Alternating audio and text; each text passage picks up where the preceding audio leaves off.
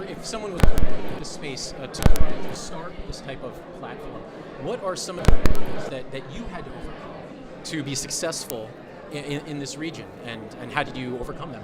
We start with you. I think the opportunity and something that I already mentioned, but this is key, learning from your audiences. That's some of the feedback that I've received from traditional customers is that nobody understands their audiences better than them.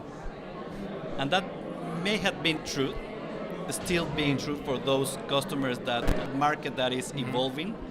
But there's a sort new of market that is giving you information all the time through the devices, through an omni-channel experience, not only through a mobile device, but what you see the application on your TV. Even nowadays, wearables, virtual reality, augmented reality. If you deliver a consistent omni-channel experience, we as customers are willing to give you a lot of information from ourselves. And building now, if you're thinking of going into this business, that's the first thing you have to leverage and learn from your audiences in order to be successful. And that's key at this moment. And technology gives you an opportunity to do that fairly easy, as long as you understand what your first goal will be. I'd imagine that you're also, with your kinds of AI, you would have dialect problems, language problems, with the cognitive sciences. How do you... Microsoft Azure nowadays supports over 15, 20 languages. Even, and this is something that somebody in Mexico actually requested me. I didn't know, I had to learn, but interesting. Old native Mayan. What? Really? That's cool. It's not a language. It's, I don't know how do you say it in English, but it's a little like a dialect. Oh, yeah. Wow. So we support that. That's amazing. And that's where That's that's what Microsoft actually does. Focused on where do we deliver the highest value, and let our partners and customers build the things that they want. And that's just an example of what we do. I'm sure there are lots of those. Wow. And then from a legal, were there legal hurdles in dealing with the different regions? And I'd love to learn a bit more about that. Well, rolling out a product direct to consumer, there are legal challenges that you don't have with the wholesale business. One is data, is how you collect, how you use, store the data. I mean, we've been fairly lucky in Latin America because it takes more after the U.S. model of having a pretty liberal privacy and data security regimen.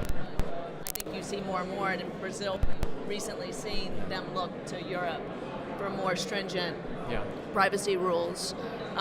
The collecting societies is another issue with music rights, and just consumer protection laws What in the about country. piracy? Do you think It's a challenge all over. I think what we're seeing is copyright laws that aren't they haven't been updated enough to address like the cross-border nature of privacy, and having law enforcement officials cooperate across border to really go after, because the internet pirates, they move all over the world. Yeah, absolutely. And they move very quickly, and it's very difficult, number one, to have the laws that are strong enough, and to have the cooperation among law enforcement officials. And now, have you seen efforts to kind of use piracy to drive legitimate adoption and legitimate consumption?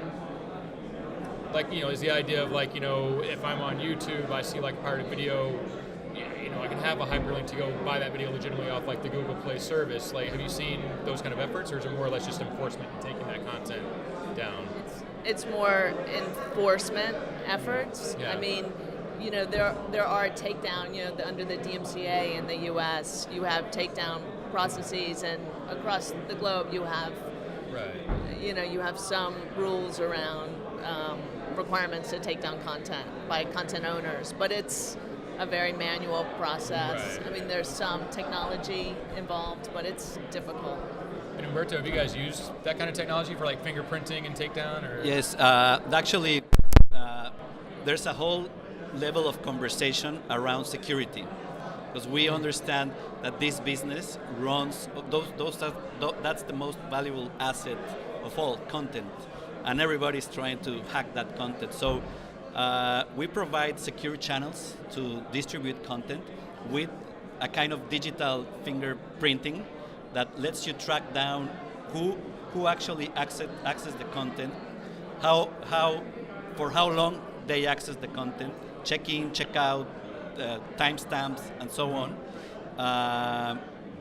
And that's basically there's a whole team looking after that conversation alone. Companies are required to comply Exactly. with certain, content security rules under their agreements. Yes, we actually comply with the Motion Picture Association, very specific compliance agreements that we have on Azure.